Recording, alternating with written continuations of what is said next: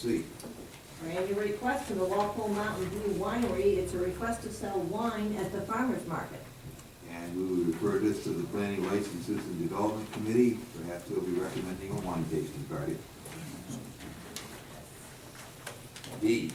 We have a resignation from Cynthia Rodenhauser Stewart. She's been serving on the Airport Advisory Commission. And Councilor Greenwald. Your Honor, I move to accept the resignation and express appreciation for the service provided. Second. And it's been moved and seconded. Is there any discussion? If not, all those in favor? Opposed? It's unanimous. And E. And a communication from Councilor Haig relative to her support of funding of the skate park and the CIP. And I'm going to table this until the March 20th, 2014 agenda, which point the CIP should be on the agenda for action. And reports. Municipal Services Facility and Infrastructure Committee report relative to the tree trimming on scenic roads. On a vote of 4 to 0, the Municipal Services Facility and Infrastructure Committee recommends the report from the Conservation Commission be accepted as informational.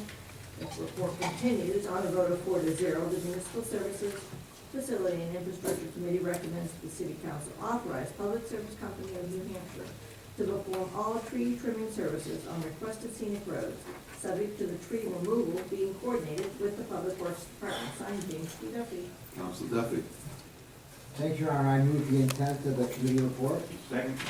It's been moved and seconded. Council Duffy. Thank you, Your Honor. This item has to do with the annual request of PSNH to do necessary tree trimming or removal of trees on any of the 9 current city scenic roads. Now, we just a few weeks ago approved adding a few more. Those are not included in this year's work. I think they were done last year without having to go through council.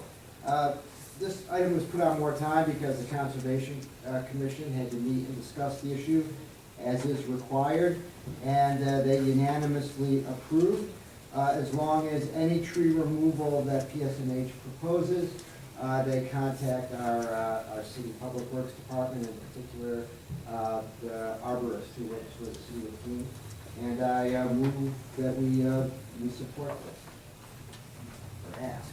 Thank you. Hopefully, when the company hired by Public Service to do the tree cutting will show more sensitivity to the neighborhoods and to the condition of the trees than they've shown on Court Street, where they butchered most of the trees that they cut without regard.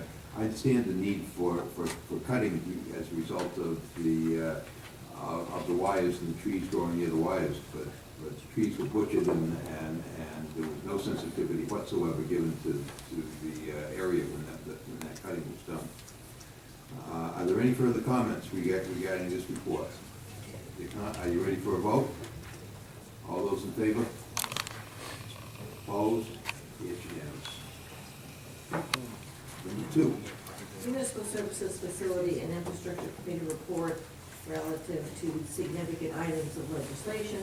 On a vote of 4 to 0, the Municipal Services Facility and Infrastructure Committee recommends the endorsement of the staff's recommendation on House Bill 1446, dealing with synthetic marijuana, and House Bill 1301, dealing with transportation of alcoholic beverages by a minor. And Councilor Duffy. Thank you, Your Honor. I move the intent of the committee report. Second. It's been moved and seconded. Councilor Duffy. Thank you, Your Honor. There are 2 legislative items we discussed at last week's meeting. As the city clerk mentioned, the first one is House Bill 1466, the banning of synthetic, the sale and/or possession of synthetic marijuana in the state of New Hampshire. That bill was introduced by Councilor Chris Roberts. I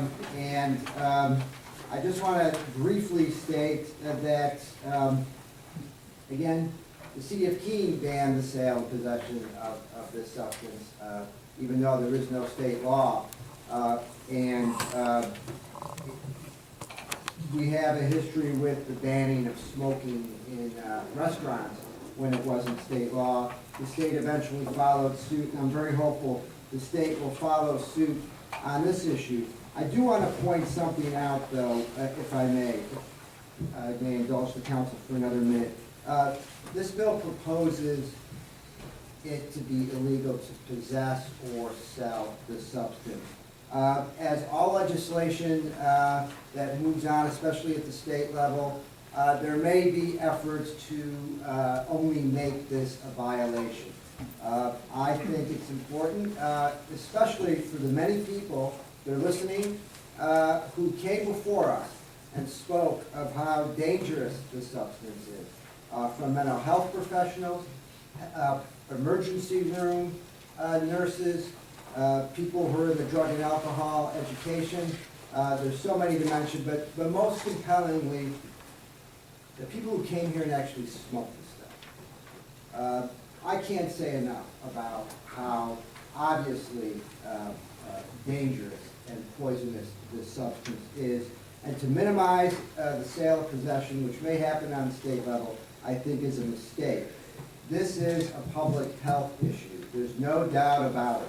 And as Keene took the lead on smoking in restaurants, and has taken the lead here, I ask anybody who attended to please press upon your elected officials, Senator Molly Kelly and our House of Representatives delegation, to hold the line and make sure if this bill passes, it's not watered down and becomes a violation only. The other item we spoke about was House Bill 1301, transportation of alcoholic beverages by a minor.